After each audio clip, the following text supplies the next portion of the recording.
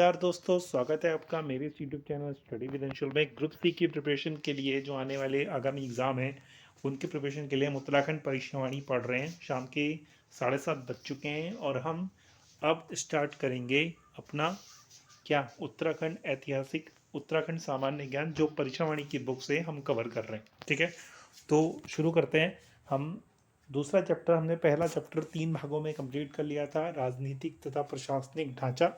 इसके बाद अब हम शुरू करेंगे उत्तराखंड एक ऐतिहासिक अध्ययन। राजनीतिक और प्रशासनिक ढांचे से जितने क्वेश्चन बन सकते थे, 360 डिग्री जितने क्वेश्चन बन सकते थे, मैंने सारे क्वेश्चन उसमें सम्मिलित कर लिए हैं। अब आयोग उससे बाहर क्वेश्चन नहीं पूछ सकता। ठीक है, तो आप लोग उस वीडियो को जाके देखिए, तीनों वीडियोस हैं, उनको जाके देखिए और बढ़िया तरीके से उन क्वेश्चंस के नोट्स बनाइए, उन क्वेश्चंस को बार बार रिवाइज कीजिए ताकि आप कहीं से भी क्वेश्चन उठ के आ जाए, आप लोग गलत ना करें। ठीक है, चलिए शुरू करते हैं। हमारा पहला क्वेश्चन है उत्तराखंड ऐतिहासिक अध्ययन। आज शुरू कर रहे हैं, इसका भाग 1 है आज। ठीक है, शुरू करते हैं। पहला क्वेश्चन है, लाखू गुफा की खोज कब और कहाँ हुई। देखिए, लाखू गुफा कहाँ है? अल्मोड़ा के बाड़े छीना में लाखू गुफा है। और लाखू गुफा की खोज कब हुई? 1968 में।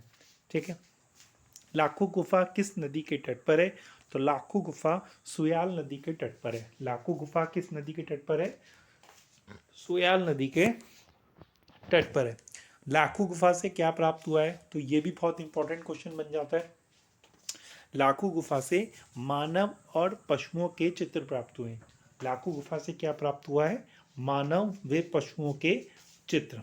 ठीक है, मानव आकृतियों को अकेले या समूह में नृत्य करते हुए किसको किस में कहाँ दिखाया गया है? तो वो लाखू गुफा में ही दिखाया गया है। मानव आकृतियों को अकेले या समूह में नृत्य करते हुए कहाँ दिखाया गया है? लाखू गुफा में दिखाई। देखिए, ये पॉइंट याद रखना बहुत जरूरी है क्योंकि आपसे क्वेश्चन यही पूछेगा आप आने वाले परीक्षाओं में, क्योंकि ऊपर वाले क्वेश्चन वो पूछ चुका है।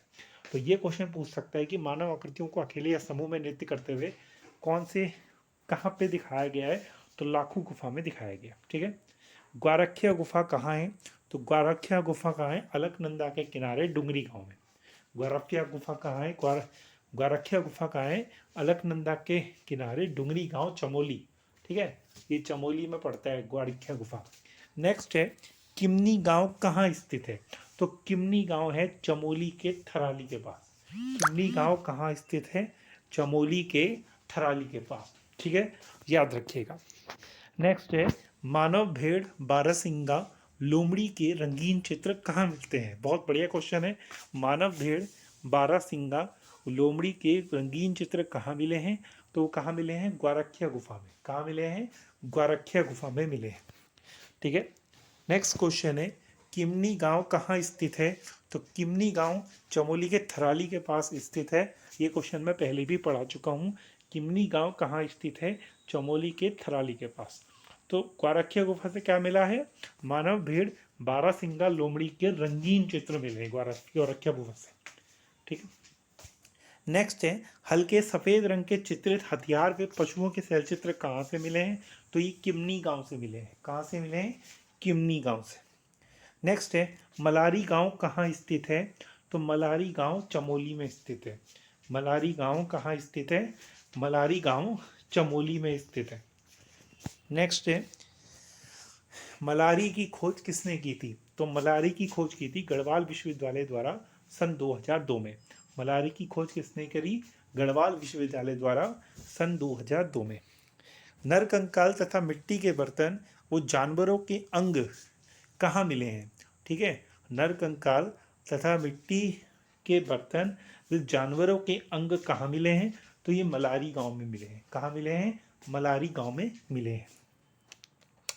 नेक्स्ट है, 5.2 किलो सोने का मुखावरण के अवशेष ये कहाँ से मिले हैं? तो ये मिले हैं मलारी गांव से। ठीक है, 5.2 किलो सोने के मुखावरण के अवशेष ये कहाँ मिले हैं? मलारी गांव में मिले। ठीक है, नेक्स्ट है, लुएल थाप कहाँ स्थित है? तो लुएल थाप स्थित है अल्मोड़ा में। कहाँ स्थित है? अल्मोड़ा में। लुएल थाप अल्मोड़ा में स्थित है।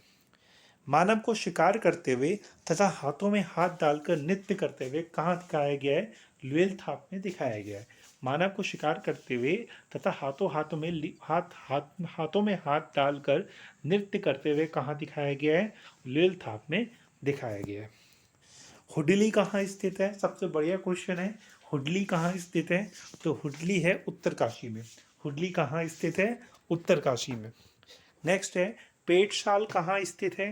पेटशाल अल्मोड़ा में स्थित है। ठीक है, ध्यान रखिएगा, पेटशाल कहाँ स्थित है? अल्मोड़ा में स्थित है। नृत्य रथ मानव रथ कत्थई रंग से रंगे मानव आकृतियाँ, सॉरी ये पूरा क्वेश्चन नहीं लिख पाए हैं, इसको आप अभी ब्लैंक कर दीजिए, इसको मैं कल के वीडियोस में इसको शामिल कर लूँगा। ठीक है, पेटशाल कफ्फर कोट से मिला है ये। नृत्य रथ मानव रथ कत्थई रंग से रंगे, कुछ होगा ये, देखते हैं इसे आगे। नेक्स्ट क्वेश्चन है अल्मोड़ा के फलसीमा से प्राप्त हुई है, क्या प्राप्त हुई है? योग तथा नृत्य मुद्रा। ठीक है, अल्मोड़ा के फलसीमा से क्या प्राप्त हुई है? योग तथा नृत्य मुद्रा। ठीक है, की मानव आकृतियां। तो ये क्वेश्चन थे पहली साइड के। अब दूसरी साइड पढ़ते हैं। पाषाणकालीन सबगार व कप मार्क्स मिले हैं, कहाँ से मिले हैं?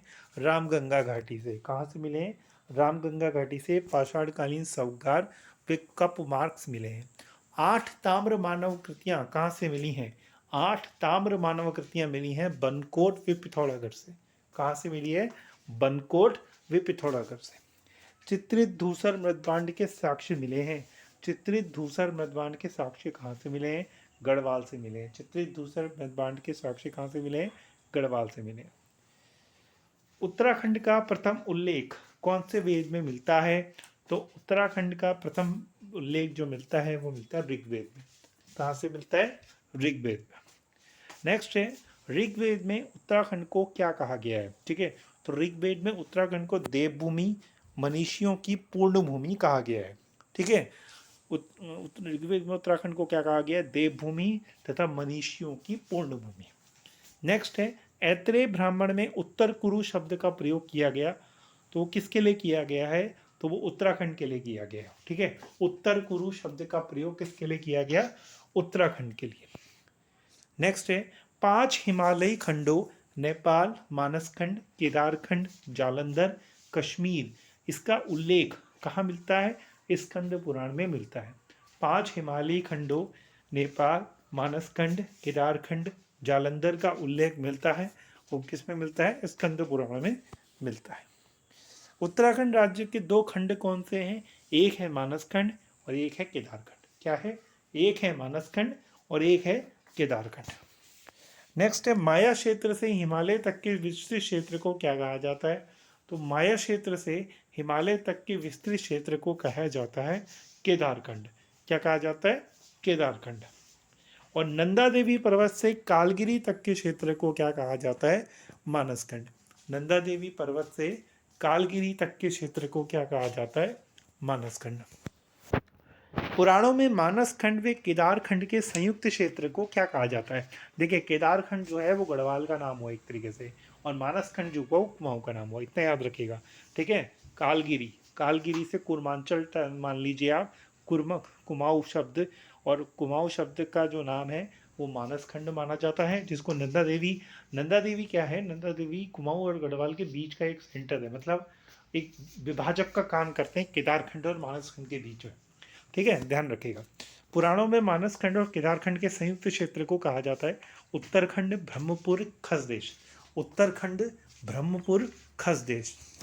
पाली भाषा वाले ग्रंथों में उत्तराखंड क्षेत्र के लिए किस शब्द का प्रयोग किया गया है?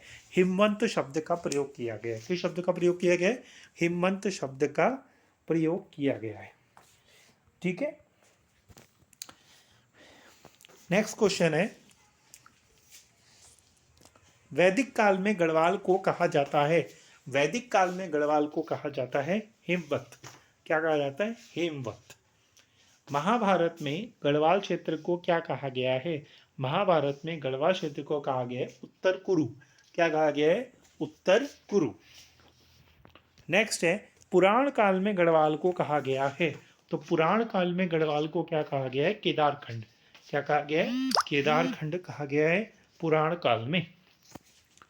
पुराणोत्तर काल में इस क्षेत्र को क्या कहा गया है? तो पुराणोत्तर काल में इस क्षेत्र को कहा गया है केदार मंडल, बद्रिकाश्रम, तपोभूमि व किरात मंडल। याद रखिएगा, पुराणोत्तर काल में इस क्षेत्र को क्या कहा गया है? केदार मंडल, बद्रिकाश्रम, तपोभूमि व किरात मंडल। 52 गढ़ों पर किस शासक के विजय के बाद गढ़वाल क्षेत्र नाम पड़ा? तो वो अजयपाल। अजयपाल पवार वंश का 37वां राजा था, ये सभी को पता है। ठीक है। ऋग्वेद के अनुसार किस ग्राम में प्रलय के बाद सप्त ऋषियों को ने अपने प्राणों की रक्षा की? तो वो था प्राणाग्राम। तो सीधी सी बात है, जहां सप्त ऋषियों ने प्राणों की रक्षा की उसे कह दिया हमने क्या? प्राणाग्राम। नेक्स्ट है, मनुष्यों के आदि पूर्वज मनु का निवास स्थल है अलकापुरी। क्या कहेंगे? अलकापुरी। हरिराम दसमाना, भजन सिंह, शिवानंद नौटियाल के अनुसार सप्त सिंधु देश का उल्लेख है, वह क्या है? गढ़वाल। सप्त सिंधु देश का उल्लेख क्या है? गढ़वाल। और लास्ट क्वेश्चन है आज का, वैदिक ग्रंथों की रचना की गई, कहाँ की गई? बद्रीनाथ के पास स्थित गणेश, नारद, मुचकुंद, व्यास और स्कंद गुफाओं में। गणेश, नारद, मुचकुंद, व्यास और स्कंद गुफाओं में। ठीक है। तो ये थे मेरे आज के 40 सेकंड चैप्टर के, परीक्षावाणी के सेकंड चैप्टर के जो मैंने वन लाइनर बनाए, आप लोगों के साथ शेयर किए। ऐसे ही चैनल के साथ जुड़े रहें लगातार। पिछली वाली वीडियोस को काफ़ी प्यार मिला, तो इस बार फिर और अच्छे ऑडियंस के साथ आप लोग इस वीडियो को देखिए। लाइक, शेयर, सब्सक्राइब जरूर कीजिए। और आपको अगर क्वेश्चंस अच्छे लगते हैं तो प्लीज़ कमेंट बॉक्स में अपना कमेंट जरूर छोड़ के जाएं कि आपको क्लास कैसी लगी। कोई सुझाव है तो वो सुझाव भी दीजिए, आपके सुझाव को अमल में लाया जाएगा। अच्छे से बढ़िया तरीके से पढ़ाई कीजिए, लगातार एग्ज़ाम देते रहिए, लगातार पढ़ाई करते रहिए। Thank you, have a nice day. अभी मिलते हैं 8 बजे, किसमें? हिंदी की क्लास में, जिसमें हम परीक्षावाणी कर रहे हैं। आज हम हिंदी भाषा के उद्भव तथा विकास का तीसरा भाग करेंगे। ठीक है। Thank you, have a nice day.